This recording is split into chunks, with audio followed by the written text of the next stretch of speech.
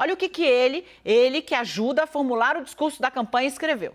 Perguntar não ofende. Se tem uma gravação, dia 9 de junho, que menciona o presidente Jair Bolsonaro, se tem uma ação de busca e apreensão com mandados de prisão no dia 20 de junho, emanada pelo juiz da primeira instância, por que o processo não foi enviado ao Supremo no próprio dia 9 de junho e tivemos toda essa pirotecnia? Ativismo? Abuso? Ele chama a ação da Polícia Federal de pirotécnica.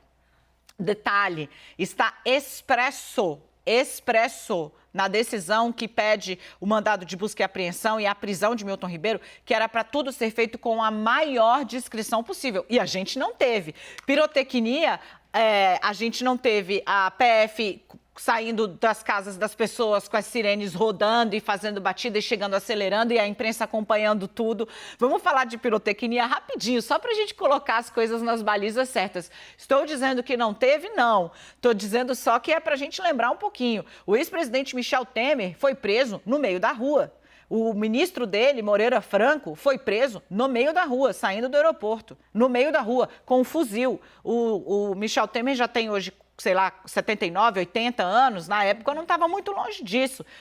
Os dois presos no meio da rua, com o helicóptero das televisões todas acompanhando. Eu não preciso nem falar do que foi o processo da prisão do Lula. De todo modo, obrigada, 81 anos tem o Michel Temer, o Renatão falou aqui para mim. Bom, de todo modo, o ex-presidente Lula também não preciso nem falar. Mas, de todo modo, a defesa agora que está surtindo dos aliados de Bolsonaro é correr para a mesma tese que acabou com a Lava Jato, de que, bom, estão agindo com parcialidade para atingir politicamente o presidente.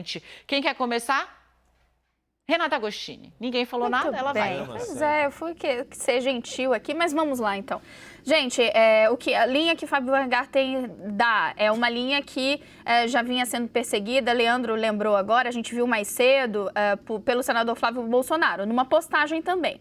Logo a quente, falando, basicamente, se já tinha então essa evidência, por que o caso, então, essa movimentação que a gente viu hoje, o Supremo Tribunal Federal, essa movimentação já não foi feita. Então, o primeiro aspecto, para a gente tentar entender a linha que os aliados do presidente estão seguindo, a primeira é tentar colocar ali pontos no decorrer do processo. Então, inclusive fazendo menção a eventuais nulidades, né, que isso pode gerar se, de fato, já havia uma evidência que apontava para esse caso ter que ir para o Supremo Tribunal Federal.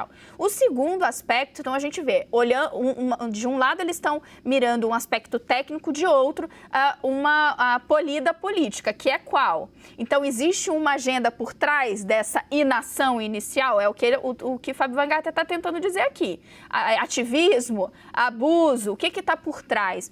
Interessante, Dani, que ontem e anteontem, nas conversas com aliados do presidente, e eles estavam ali tentando mapear o tamanho do problema, ou eventualmente, né, colocando panos quentes mesmo, mostrando, olha, a gente ainda precisa entender o que tem no Milton. Havia um subtexto, mais de um citou isso, olha, tem gente aqui, tem uma ala do governo falando que isso deve ser retaliação. Retaliação da própria Polícia Federal, porque não saiu, por exemplo, o aumento. Então, por outro lado, a gente escuta a questão de, isso é um caldo que surge porque a gente está no meio da campanha, isso vai ser explorado ao máximo. Então, eles ainda estão tateando os caminhos, né, de argumentação. Mas o que parece muito claro é que eles estão tentando se equilibrar entre buscar brechas técnicas a partir das movimentações que surgem e, de outro lado, qual é a melhor forma de respaldar esse discurso da perseguição.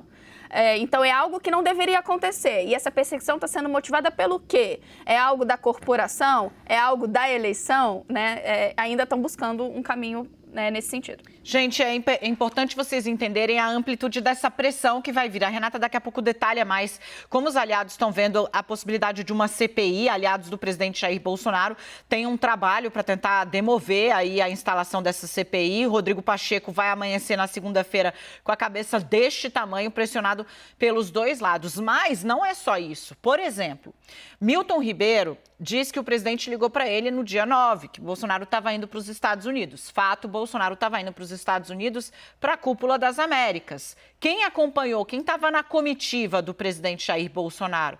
O ministro Anderson Torres, ministro da Justiça, que também vai ser alvo da oposição. Primeiro, para explicar a denúncia do delegado responsável pelo caso de que houve interferência da cúpula da PF no andamento da prisão de Milton Ribeiro. E também pode ser questionado sobre se testemunhou ou se ficou sabendo de uma ligação do presidente para Milton Ribeiro naquela altura do campeonato. Yuri Pita. Pois é, essa questão quanto Milton Ribeiro foi informado ou qual o nível de conhecimento que ele tinha em relação a essa operação de busca e apreensão, isso tem aí, é uma das linhas mestra importante que está ali nessa documentação da Polícia Federal e do próprio Ministério Público Federal e que vai além da conversa com a própria filha. Vocês estavam falando também dessa questão da tentativa de ver alguma politização ou de colocar em suspeição a atuação do juiz. Isso, de certa forma, teve ali um ensaio na própria quarta-feira, no dia da prisão preventiva, justamente para dizer, olha, mas por que foi decretada uma prisão preventiva, que é algo que se tornou bem mais inusual do que era, por exemplo, nos tempos áureos da Lava Jato, que a prisão preventiva foi usada à torto e à direito e daí que, inclusive, se levou a um novo entendimento de qual seria os momentos, como justificar o uso de uma prisão preventiva. E aí o que a gente percebe é que a grande questão, além das questões relacionadas ao que está sendo investigado propriamente dito, que é o uso irregular de dinheiro que já causa um desgaste, toda a atuação desses pastores dentro do Ministério da Educação, mas agora a questão tem um potencial ainda maior, de novo, de colocar sob suspeição a capacidade de atuação autônoma de agentes de investigação dentro da Polícia Federal, que é uma sombra que paira em cima do governo Bolsonaro, principalmente desde aquela reunião de abril de 2020, que veio a público com aquele vídeo e que levou à saída do então ministro Sérgio Moro do Ministério da Justiça. E também de Abraham Weintraub do Ministério da Educação, né? A situação dele fica insustentável quando ele diz ali que era preciso avançar sobre o Supremo Tribunal Federal. Verdade. Claro, exortando ali uma espécie de golpe.